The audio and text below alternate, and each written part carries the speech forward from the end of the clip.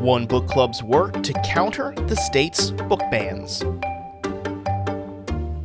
You're listening to The Wrap from 90.7 WMFE News. I'm Brendan Byrne. Thousands of books have been banned in Florida since 2023.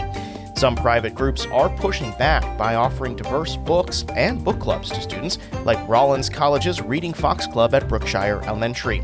Students read books about diverse characters, and they practice their reading skills while broadening their horizons. But many teachers are too afraid to teach or offer these books in classrooms throughout the state. One parent might see a book, or a citizen might see a book on the list. It talks about racism and segregation or discrimination.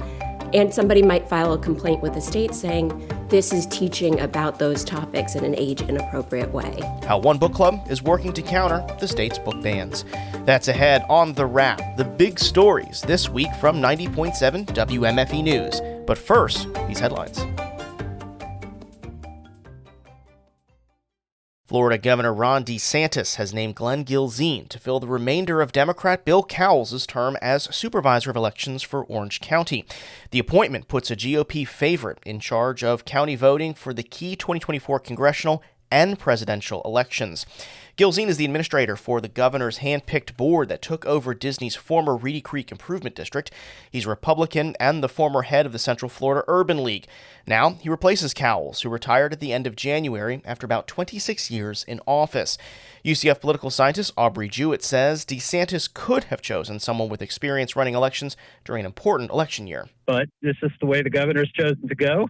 He's decided that he was going to pick an ally over picking somebody maybe with a lot of experience. 7 candidates have already filled their intent to run for the office in November.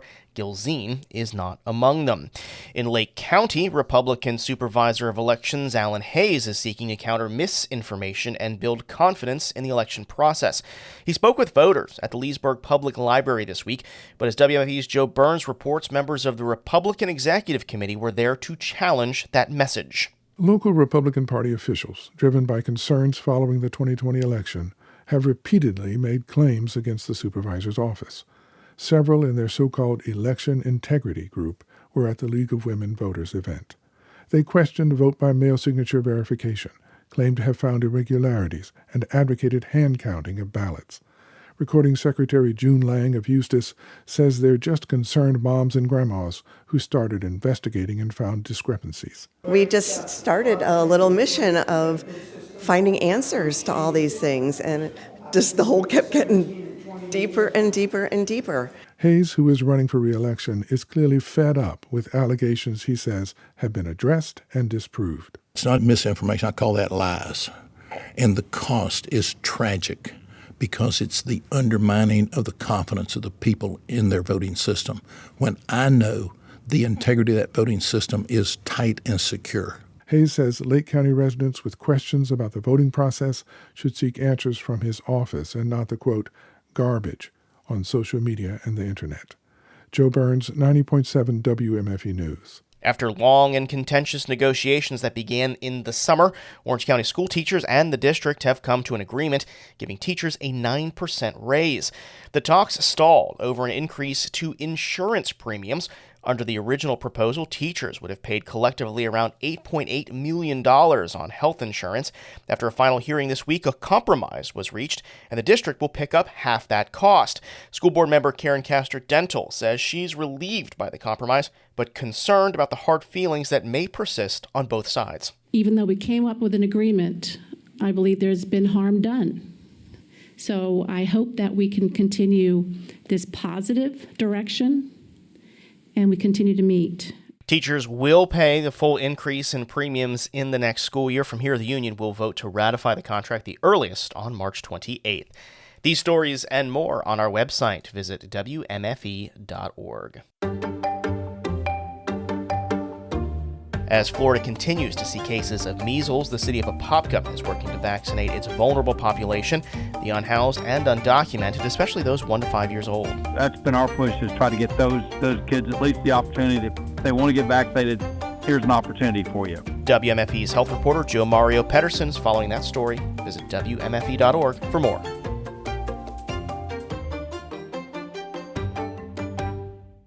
Concerns about the effect the state's book ban may have on restricting students from diverse voices has motivated some local private educators to come up with a new program. WMFE's education reporter Danielle Pryor brings us this story of one program working to get diverse books in the hands of young readers. It's Valentine's Day, and the kids who are a part of the Reading Fox Book Club are passing out candy before they separate into their assigned reading groups. Each group consists of 2 to 3 students from Brookshire Elementary, along with 2 undergrad student teachers from Rollins. The goal, to boost literacy while introducing kids to diverse works. We kind of did a lot with theme when we were playing that game. The book club is the brainchild of Rollins College education professor Dr. J. Yu. Yu says right now, most teachers are afraid to introduce students to books about Black, brown, and LGBTQ people. That's actually a reasonable concern, even not a worry for teachers, because we know that there's a list of banned books that teachers are not allowed to use in the public schooling system. U.S. book club participants read books like Fry Bread, a Native American family story banned in Duval County. She says students need to learn how to navigate the world around them. The real task is that how to appropriately respond to those diversities that are already there. It's only their second meeting, but Jocelyn Lesturgeon, a kindergarten teacher at Brookshire, says the club is popular among students. On this day, about 20 kids were there. Lesturgeon says there's a need for diverse books. Because it's like, oh, that character could do it, so I can do it. And students love that. Students love that.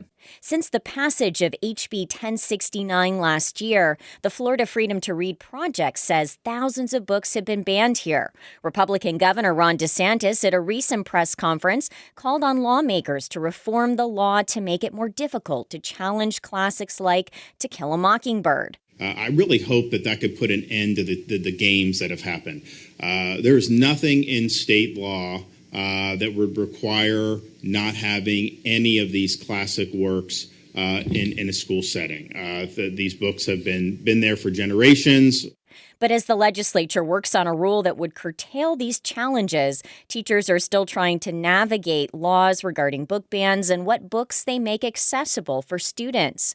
Stefana Farrell is the director of the Florida Freedom to Read Project. Simply put, she says people are scared to lose their jobs, and some are removing books just in case. One parent might see a book, or a citizen might see a book on the list. It talks about racism and segregation or discrimination, and somebody might file a complaint with the state saying, this is teaching about those topics in an age-inappropriate way. An example of this is Orange County, where Brookshire is located.